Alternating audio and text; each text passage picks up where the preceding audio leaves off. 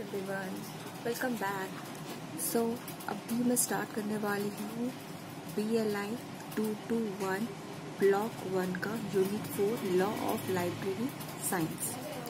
और इसमें आप देख पाएंगे स्ट्रक्चर है, ऑब्जेक्टिव है, इंट्रोडक्शन, देन 4.2 में the 5 law of library science. इसमें डिवाइडेड है, सब डिविजन है, जो कि 5 first law books are for use, second law every reader his or her book, third law every book its reader, fourth law save the time of the reader, and fifth law है library is a growing organism.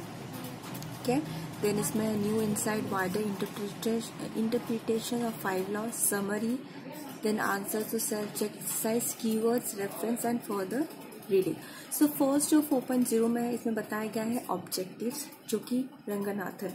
सो आप जानते हो, मैं थोड़ा सा एक basic revision बताना चाहूँगी कि ये जो लॉ ऑफ लाइब्रेरी साइंस है वो किसने बनाया था। वो है father of library doctor SR. Ranganathan, और उन्होंने काम किया था मद्रास यूनिवर्सिटी में। देन वहाँ पे वो अपना एक्सपीरियंस गेन करके उनके माइंड में, उसके बाद वो ये सारा चीज़ें ध्यान में रखकर एक बुक वो पब्लिश किए थे। उस बुक का नाम है 5 लॉ ऑफ लाइब्रेरी साइंस। इसमें वेरी बेसिक फिगर उन्होंने लिखे हैं इसके बारे में, लाइब्रेरी साइंस स्टडीज़ के बारे में।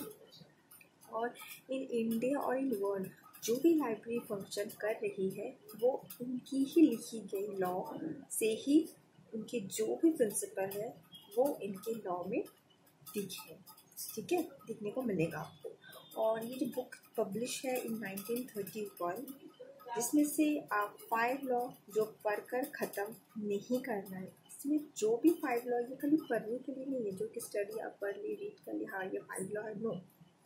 इसमें आपको ये जो 5 लॉ है इसको आपको इम्प्लीमेंट भी करना है इन लाइब्रेरी, जो कि बहुत इम्पोर्टेंट है, ठीक है। जैसे कि आप फर्स्ट लॉ में जब जैसे कि बताया गया है कि books are for use, books use करने के लिए। अब बुक्स को ऐसे रख देंगे, यूजर्स आ रहे, आप उसको बुक्स नहीं दे रहे हो, प्रोवाइड नहीं कर रहे हो, तो उससे क्या होगा, रीडर्स ना लाइब्रेरी आएंगे, ना बुक्स वैसी की वैसी हो जाएगी। तो आपके यूजर्स को आपको बुक्स प्रोवाइड करना है, ठीक है। सेकेंड लॉ में है कि ये एवरी रीडर हिज अ हर बुक, एवरी रीडर बुक्स के अकॉर्डिंग, एवरी रीडर जो भी रीडर्स को बुक चाहिए उनको प्रोवाइड करना है, और एवरी बुक इट्स रीडर, जो कि थर्ड लॉ में बताया गया है। साथ में आपको रीडर्स का टाइम भी सेव करना है।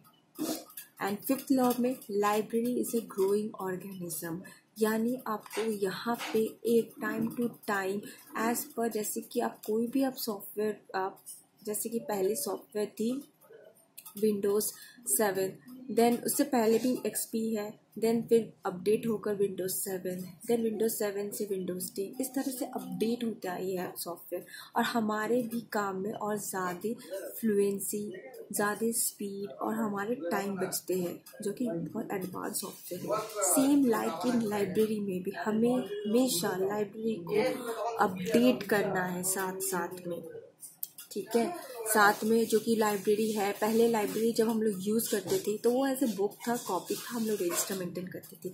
लेकिन अभी डेट में, करेंट प्रेजेंट डेट में, अभी हम लोग सॉफ्टवेयर आ चुका है, लाइब्रेरी का एक सेपरेट सॉफ्टवेयर है, लाइब्रेरी मैनेजमेंट, बहुत सारे सॉफ्टवेयर है। अब ग्रीनस्टोन बहुत सारे फ्री है, ओपेरा है, ओपेरा में भी आप ओपन करके आप सारा कर सकते हो। फिर हमारे पास एक पब्लिक लाइब्रेरी सॉफ्टवेयर भी है। अभी तो लाइब्रेरी ऑनलाइन भी हो चुकी है ऑलरेडी। तो ये सारे अपडेट देखने को मिलता है। इवन स्कूल में भी अब जो सिस्टम यूज़ होती है कंप्यूटर, उसमें भी लाइब्रेरी सॉफ्टवेयर इंस्टॉल है, सारे इशू रिटर्न कंप्यूटर से की जाती है। तो ये सारे जो अपडेट है लाइब्रेरी में, ये फिफ्थ लॉ में इम्प्लीमेंट होते हैं कि हमेशा लाइब्रेरी को ग्रो करना, हमेशा लाइब्रेरी को ग्रो करना, अपडेट करते रहना है, ठीक है। सो अब आ जाते हैं ऑब्जेक्टिव में 4.0 में। सो इन ऑब्जेक्टिव 4.0 में अगर और एक बात में, अगर मैं ये वीडियो को अगर मैं इस पेज में कंप्लीट नहीं कर पाती हूँ तो मैं इसका पार्ट 2 में कंप्लीट करके ये थोड़ा आपको समझा दूँगी, ठीक है। सो कंटिन्यू करते हैं। तो 4.0 ऑब्जेक्टिव्स है जो इसमें लिखा गया है, Ranganathan 5 law provide a paradigm of how library function, how they grow and serve, how they live, and so provide for us a framework through which to examine our professional lives and our libraries. Hence, the need for this unit. तो unit में जो Ranganathan 5 law provide कर रहे हैं, जो भी library function है वो कैसे ग्रो होते हैं, कैसे ग्रो करने के साथ कैसे हमको सर्व करना है, कैसे उसको मतलब लिविंग जैसे अपने जीवित रखना है, और यू कैन से ओके कैसे हम प्रोवाइड कर सकते हैं यूज़र को, कैसे हम फ्रेम बना सकते हैं और कैसे हम इम्प्लीमेंट कर सकते हैं आवर प्रोफेशनल लाइव्स, ठीक है, लाइब्रेरी में भी। तो इसमें आप ये भी पढ़ेंगे कि explain the characteristic of law in general and identity them in Ranganathan 5 laws. इसमें डिस्क्राइब किया गया है 5 लॉज ऑफ लाइब्रेरी साइंस, कैसे नेचर में वर्क करती है library, documentation, information services, guideline, principle implement है, govern by the 5 laws. Okay, ये सारे 5 लॉज को ध्यान में रखते हुए ये सारे रूल्स एंड रेगुलेशन बनाए गए हैं, कैसे करके एक लाइब्रेरी प्रॉपर फंक्शन करेगी। सो इसमें आप नीचे आ जाती हूँ मैं, ये सारे आप गो थ्रू कर सकते हो, ठीक है। और थोड़े बैकग्राउंड में नॉइज़ है तो इग्नोर कीजिएगा। साथ में 4.1 में इंट्रोडक्शन, तो इन इंट्रोडक्शन में इसमें बताया गया है कि one of the most significant contribution of इस doctor SR. Ranganathan to the field of library and information science has been initiation of 5 laws.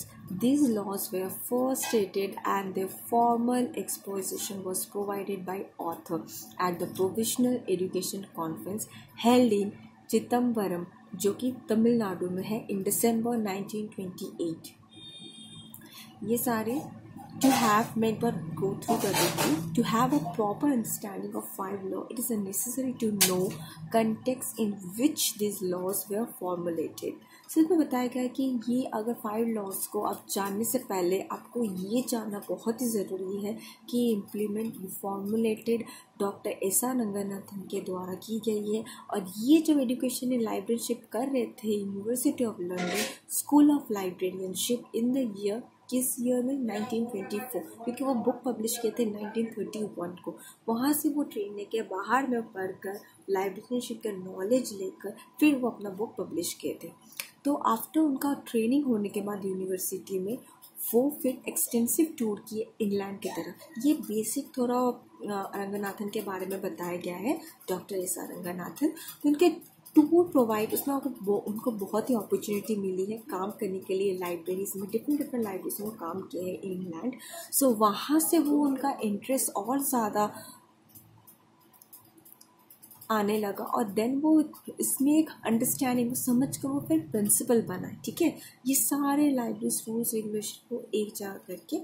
So he was not convince, और फिर भी वो बना रहे थे लेकिन वो कन्विंस नहीं थे इन लाइब्रेरीज रूल्स एंड रेगुलेशन जो भी वहाँ पे ऑपरेशन हो रहे थे, ठीक है, ठीक से ऑपरेट नहीं हो पा रहे थे मे बी, तो that's why.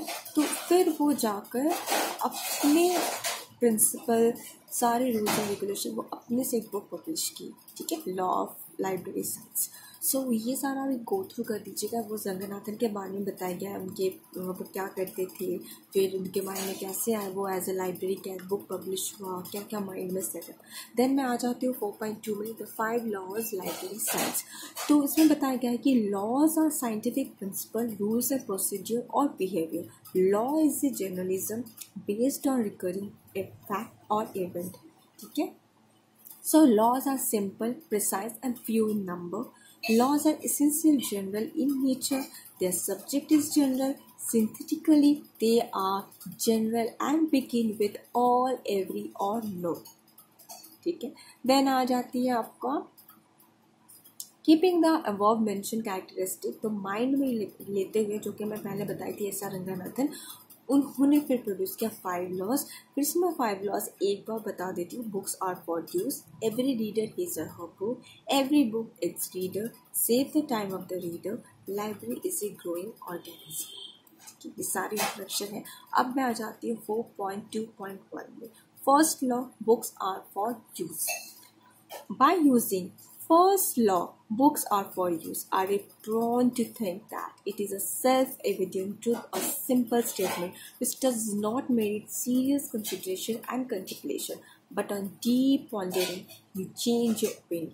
This will become evident if we examine the history of books in libraries. In fact, the earlier essay is on the preservation of books rather than their use. Medieval libraries were an example of chain libraries. The books literally were attached to the shelf with brass chains and could only be used in single location. Obviously, this was done for the preservation of books rather than facilitating their use. This was a natural inclination. At the time when it was very difficult to produce books, this habit somehow continued even after the prevention of printing, which facilitate the easy production of several copies of each book. So इसमें implication है first lot library has important messages for library work. Some of this relate location of library, working hours, library building, furniture and the staff. अगर ये first law में जैसे बताया गया, अगर इन library में यूजर्स को अच्छे लाइट नहीं मिलेगी इन लाइब्रेरी, अगर वो लाइब्रेरी आते हैं लाइब्रेरी में प्रॉपर वेंटिलेशन नहीं